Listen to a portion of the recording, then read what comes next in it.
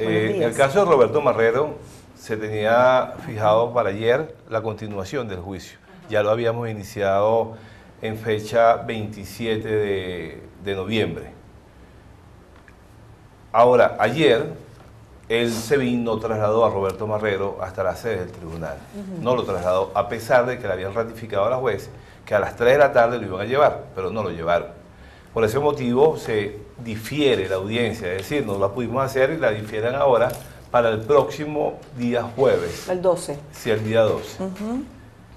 En el caso de Juan Carlos Requesens, el día de ayer sí hicimos la audiencia, a pesar de que el traslado del INOF, porque hay dos damas que están muy involucradas en el caso del magnicidio, las trajeron a eso de las 5:30 de la tarde, o sea, bastante inusual que a esa hora y día miércoles, que es día de visita en ese penal, él haya trasladado. Lo que nos indica que en el caso de Juan Carlos Requesens, la orden es de hacer el juicio lo más pronto posible. Fíjense que estamos haciendo las audiencias interdiarias prácticamente, lo hicimos el lunes y después lo hicimos el miércoles. Con Roberto Marrero no sucedió así, la dejamos una semana de por medio.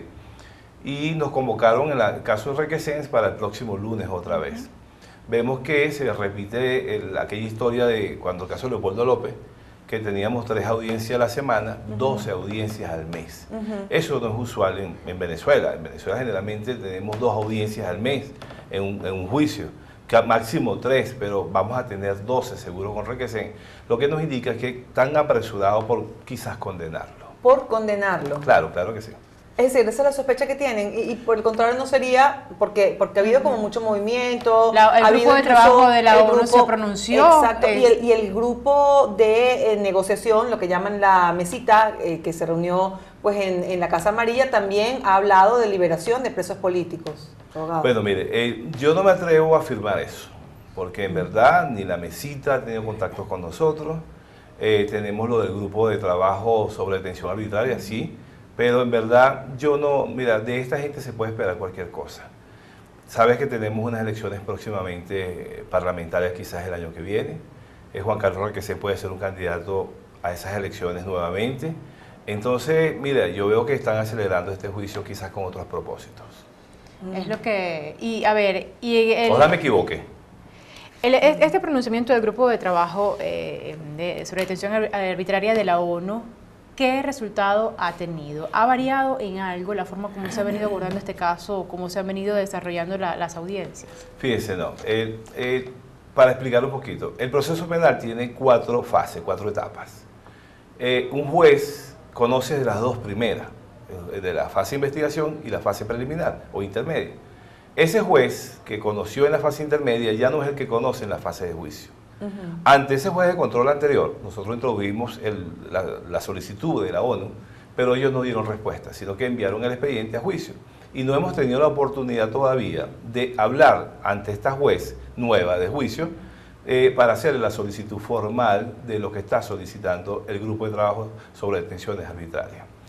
Por supuesto que hablemos de un país democrático, donde ese país, precisamente como el nuestro, ocupa un escaño en el Consejo de Derechos Humanos de la ONU. Ocupa el 18 de octubre, ellos se ufanaron de que pudieron lograrlo y que vencieron el imperio y ocuparon ese cargo allí. Entonces, tienen que darle cumplimiento a sus propios dictámenes, porque ese dictamen viene del mismo Consejo de Derechos Humanos de la ONU, a lo que pertenecemos. Entonces, estamos esperando que nos den el derecho de palabra, porque en la causa de Requesens hay 17 acusados. Y han hablado hasta ahora 6 abogados de la defensa, y todavía quedan 6 abogados más por hablar, entre esos nosotros, la defensa de Requesens. Esperemos que una vez que nos den el derecho de palabra, nosotros lo primero que vamos a solicitar es que se le dé estricto cumplimiento a ese dictamen del Consejo de Derechos Humanos de la ONU, porque de no serlo así, bueno, esa juez está incurriendo también en un incumplimiento a lo que establece la Constitución en su artículo 23. ¿Cuál es exactamente ese mandato del Consejo de Derechos Humanos? El Consejo dice, el grupo de trabajo dice que la detención de Juan Carlos Requesens fue realizada de manera arbitraria, violando no solamente la ley interna, sino los pactos internacionales que hemos suscrito con ellos. Y en consecuencia, el remedio procesal que hay es ponerlo inmediatamente en libertad. También ordena que se inicie una investigación contra las personas que practicaron esa detención arbitraria. Eso quiere decir los policías, los funcionarios del SEBIN, quiere decir los fiscales que promovieron esto, incluso el fiscal general Tarek William Saab, los jueces que han acordado estas medidas y todo el que esté involucrado en ello. Además, también solicita que Juan Carlos Requesens sea indemnizado por ese hecho. Ahora, más allá de que Venezuela forme parte del Consejo de Derechos Humanos de la ONU, ¿qué obligación tiene el Estado de atender esta indicación de este grupo de trabajo de la organización? Es una obligación moral, porque... No hay una legislación vinculante. No, porque es que como que usted le dijese a su hijo, mire, no consumo alcohol, y yo consumo alcohol. Si yo le digo a mi hijo que no consuma alcohol, porque yo no lo hago. Es como que usted forma parte del condominio y usted lo que le conviene lo acata y lo que no le conviene no lo acata.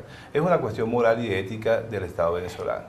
O sea, Claro. se dice ser respetuoso de derechos humanos. Pero simplemente es, vamos a ver, si tiene la voluntad de hacerlo, lo cumple, y si no, no, y no hay ningún tipo de sanción, Por de ahora, obligación. por ahora no, porque ¿quién puede exigirle a ese tribunal? El Tribunal Supremo de Justicia, la Sala Constitucional. Claro, pero al formar parte del Consejo de Derechos Humanos, Pero digo, es una cuestión moral, es como que... oye, solamente moral. Sí, porque es que vinculante, o sea, se transgrede en nuestra Constitución.